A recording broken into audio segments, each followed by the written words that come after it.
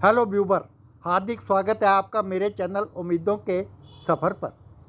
जब आदमी सज धज कर घोड़े पर बैठता है तो वह उसके जीवन का अंतिम सुख होता है।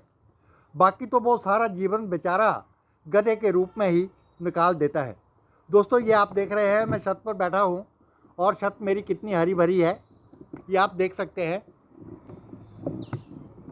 हमारे पुराने ऋषि मुनि जो है वो 100-100 साल जीते थे, स्वस्थ रहते थे और जंगलों में रहते थे।